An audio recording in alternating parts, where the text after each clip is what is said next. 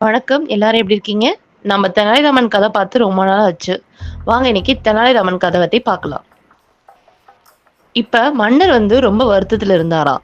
ஏன் அப்படி வருத்தம்னு பார்த்தீங்கன்னா, அவங்க அன்னையுடைய நினைவு நாள் நெருங்கிக்கிட்டே இருந்துச்சாம். அதாவது திதின்னு சொல்லுவோம்ல, அதுதான். அவர் ஏன் அவ்வளவு வருத்தப்படுறாரு அப்படின்னா, அவங்க அன்னை இறக்கும்போது ஒரு சின்ன குறையோட இறந்துட்டாங்களாம். அதாவது அவங்க தாயாருக்கு உடல்நிலை ரொம்பவே நல்லா இல்லையாம். அது நாளுக்கு நாள் ரொம்ப மோசமாயிட்டே இருந்துச்சாம். கிருஷ்ணதேவராயர் அவங்க அம்மாக்கு ஒரே ஒரு செல்ல பிள்ளையாம். அவங்கள ரொம்ப பிடிக்குமா அவங்க அம்மாக்கு. எவ்ளோ வேலை இருந்தாலும், அந்த வேலையெல்லாம் நிறுத்திட்டு, அவங்க அம்மாவ பார்த்து கொஞ்ச நேரமாவது பேசிட்டு தான் போவாராம். அப்படி அவர் பேசலைன்னா, அன்னைக்கு அந்த நாளே அவருக்கு ஓடாதாம். அவ்ளோ பாசமா அவங்க அம்மா மேல. அப்படி இருக்கப்ப தான், ஒரு நாள் அவங்க அம்மாக்கு உடல்நிலை ரொம்ப மோசமா இருந்துச்சாம். இறக்கும் தருவாயில இருந்திருக்கிறாங்க. அப்ப அவர் பக்கத்துல போய் உட்காந்துக்கிட்டு, "அம்மா உங்களுக்கு ஒண்ணும் ஆகாது, வருத்தப்படாதீங்கன்னு" சொல்லி ஆறுதல் சொல்லிட்டு இருந்தாங்களாம். அப்ப அவங்க அம்மா, "கிருஷ்ணதேவராயா, எனக்கு ஒரு மாம்பழம் சாப்பிடணும் போல இருக்கு. கொண்டு வந்து தரியா?" அப்படின்னு கேட்டாங்களாம். "இதோ உடனே வரேன். நானே என் கையால எடுத்துட்டு வரேன்னு" அவர் மாம்பழம் எடுக்க ஓடுனாராம். போய் அந்த மாம்பழத்த எடுத்துட்டு திருப்பி வரதுக்குள்ள அவங்க அம்மா இறந்துட்டாங்களாம். அந்த மாம்பழத்த சாப்பிடாம போயிட்டாங்களேன்ற கூரை அவர் மனச போட்டு அழுத்திக்கிட்டே இருந்துச்சாம். இதுக்கு தீர்வு கொடுக்கணும் அப்படின்னு அவர் ரொம்ப நாளா யோசிச்சுட்டு இருக்காராம். அதனால அவரு ஊர்ல இருக்கிற எல்லா புரோகிதர்களையும் கூப்பிட்டு, இதுக்கு ஏதாவது பரிகாரம் இருக்கா அப்படின்னு கேட்டாராம். புரோகிதர்களை பத்தி சொல்லவே வேணாம். நல்ல புரோகிதர்களும் இருக்காங்க. அதே சமயம் மக்களை ஏமாத்தி இதுதான் சாக்குன்னு சொல்லிட்டு பணம் கறக்கிற புரோகிதரும் இருக்காங்க. சாதாரண மக்கள் கிடைச்சாவே விட மாட்டாங்க. இதுல மன்னர் கிடைச்சா விட்டுருவாங்களா என்ன? அப்படிதான் அந்த புரோகிதர்கள் மன்னரை ஏமாத்த நினைச்சாங்களாம். ஒரு குறுக்கு புத்தியோட அவங்க என்ன சொன்னாங்களாம், ஆமா மன்னா, கடைசி ஆசை நிறைவேறாம செத்து போயிட்டா அந்த ஆத்மா மேலோகத்துல சாந்தி அடையாம சுத்திட்டு இருக்கும். அப்படிதான் உங்க அம்மாவோட ஆத்மாவும் மாம்பழம் மாம்பழம் மாம்பழம் வேணும்னு சுத்திக்கிட்டு இருக்கு அப்படின்னு சொன்னாங்களாம். இதெல்லாம் கேட்ட கிருஷ்ணதேவராயர் ரொம்ப மனசு வருத்தப்பட்டு, என்னதான் பண்ணலாம் இதுக்கு? என்ன பரிகாரம் சொல்லுங்க அப்படின்னு கேட்டாரா. என்ன பரிகாரம்? என்ன பண்ணலாம்? நீங்களே சொல்லுங்க அப்படின்னு கிருஷ்ணதேவராயர் புரோகிதர்களை கேட்டாங்களாம். புரோகிதர்கள் சும்மாவே இதுதான் சாக்குன்னு ஏதாவது கேட்பாங்க. இதுல மன்னரே கேட்கும்போது சும்மா இருப்பாங்களா? அதுக்கு சொன்னாங்களாம், உங்க அம்மா மாம்பழத்தை நினைச்சுக்கிட்டே இறந்துட்டாங்க. அதனுடைய நினைவா சாதாரண மாம்பழம் இல்ல, தங்க மாம்பழத்தை செஞ்சு ஒண்ணும் இல்ல 108 செய்யணும்.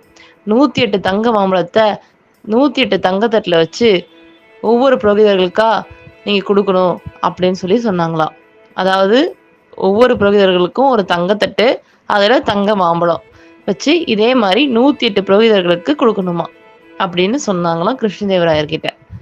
அது கிருஷ்ணதேவராயர் அவ்வளவுதானே செஞ்சுட்டா போச்சு அப்படின்னு சொல்லிட்டு அதே மாதிரி செஞ்சாராம். அவங்க அம்மாவோட நினைவு நாளும் வந்துச்சாம். ஏதேதோ மந்திரங்களை சுத்தி உட்காந்து ஒரு யாகம் வளர்த்தி புரோகிதர்கள் சொன்னாங்களாம். சொல்லிட்டு கடைசியா மன்னர் சொன்ன மாதிரி அந்த தங்க மாம்பழம் தங்கத்தட்டுல வைக்கப்பட்டு அவர்களுக்கு பரிசாக அளிக்கப்பட்டுச்சாம். இப்படியே 108 பேருக்கும் கொடுத்தாங்களாம். இதெல்லாம் ராமன் ஓரமா நின்று பார்த்துக்கிட்டு இருந்தாராம். இதெல்லாம் முடிஞ்சு அவங்க தன்னுடைய தட்சிணை வாங்கிட்டு போறப்ப ராமன் போய் சொன்னாராம், எங்க அம்மாவோட நினைவுனால வருது. இதெல்லாம் பார்க்கும்போது தான் எனக்கும் உங்களுக்கு ஏதாவது செய்யணும் போல இருக்கு, அவங்க ஆத்மா சாந்தி அடைய. அதனால எனக்கு உதவி பண்ணுங்க புரோகிதர்களே அப்படின்னு கேட்டாராம். அதெல்லாம் என்ன, செஞ்சுட்டா போச்சு ராமா அப்படின்னு சொன்னாங்களாம் புரோகிதர்களும். அதுக்கு ராமன் சொன்னாராம், மன்னர் மாதிரி உங்களுக்கு கொடுக்க முடியலாலும் ஏதோ என்னால முடிஞ்ச அளவுக்கு தட்சிணை கொடுப்பேன் அப்படின்னு சொல்லி சொன்னாங்களாம். அதுக்கு புரோகிதர்கள் சொன்னாங்களாம், மன்னனா இருந்தாலும் ஆண்டியா இருந்தாலும் இறைவனுடைய தூதர்களுக்கு எங்களுக்கு சமம்தான். யாருக்கும் பாகுபாடு இல்லை. அதனால நீ என்ன கொடுத்தாலும், ஏன் மண்ணையே கொடுத்தாலும் நீ பொண்ணா கொடுத்தத போல நாங்க வாங்கிட்டு சந்தோஷமா நான் வாழ்த்திட்டு போவோம் அப்படின்னு சொல்லி புரோகிதர்கள் சொன்னாங்களாம். இதை கேட்ட ராமன் உள்ளுக்குள்ள குபீர்னு சிரிச்சுக்கிட்டாராம். அப்புறம் அவங்க எல்லாத்தையும் அவங்க அண்ணன் நினைவு நாள்னு சொல்லி வீட்டுக்கு கூப்பிட்டாராம். ராமன் புரோகிதர்களை நல்லாவே உபசரிச்சாராம். உட்கார வச்சு அவங்க அன்னைய பத்தி, அவங்க அன்னையுடைய பெயர் எல்லாமே சொன்னாராம். அவங்களும் சரின்னு சொல்லிட்டு பேருக்கு ஒரு 4, 5 மந்திரத்த ஓதிட்டாங்களாம். ஓதிக்கிட்டு, "ராமா எங்களுடைய தட்சிணை குடு, நாங்க கிளம்புறோம்" அப்படின்னு சொல்லி கேட்டாங்களாம். ராமனும், "தட்சிணை தானே, இதோ எடுத்துட்டு வரேன்" அப்படின்னு சொல்லிட்டு உள்ள போனாராம். உள்ள போயிட்டு ஒரு பெரிய கம்பி எடுத்து அடுப்புல வச்சு பழுக்க காய்ச்சினாராம். பழுக்க காய்ச்சிட்டு வந்துட்டு பின்னாடி மறைச்சு வச்சு கொண்டு வந்தாராம். புரோகிதர்களும் தட்சணை தான் கொண்டு வந்திருக்காங்க அப்படின்னு நினைச்சிட்டு கையை நீட்டினாங்களாம். அப்படியே எல்லா புரோகிதருக்கும் அதுல இருந்து சூடு வச்சாராம். எல்லா புரோகிதர்களும் வலி தாங்க முடியாம கத்து கத்துன்னு கத்துனாங்களாம். கத்திக்கிட்டே அரண்மனை நோக்கி ஓடினாங்களாம். ஓடி போய் கிருஷ்ணதேவராயர்கிட்ட ராவனை பத்தி சொன்னாங்களாம். இதை கேட்ட கிருஷ்ணதேவராயர் குதிச்சு போயிட்டாராம். "ஏ ராமா, நீ என்ன பண்ணாலும் கேட்கறதுக்கு இந்த ஊர்ல யாருமே இல்லைன்னு சொல்லிட்டு இந்த ஆட்டம் ஆடிக்கிட்டு இருக்கியா?" அப்படின்னு சொல்லி கேட்டாராம். அதுக்கு ராமனும், "மன்னிச்சிருங்க அரசே, ஒரு நிமிஷம் நான் சொல்றதை கேளுங்க" அப்படின்னு சொல்லி சொன்னாராம். "முடியாது, என்ன நினைச்சிட்டு இருக்க?" அப்படின்னு சொல்லிட்டு மன்னர் சொன்னாராம். "மன்னரே, குற்றவாளியா இருந்தாலும் அவனுக்கும் அவனுடைய பக்க நியாயத்தை விளக்க ஒரு நிமிடம் கொடுத்தாகணும். இது பொதுவான சட்டம், மறந்துடாதீங்க" அப்படின்னு சொல்லி சொன்னாராம். சரின்னு சொல்லிட்டு கிருஷ்ணதேவராயரும் ஒத்துக்கிட்டாராம். அப்ப ராமன் சொன்னாராம், "உங்க அம்மா மாதிரியே தான் எங்க அம்மாவும். மன்னரே, எங்க அம்மா ரொம்ப நோய்வாய்ப்பட்டிருந்தாங்க. படுத்து படுக்கையா இருந்தாங்க. அவங்களுக்கு கடைசி தருவாயில ஒரு பக்கம் கையும் காலும் இழுத்துக்குச்சு.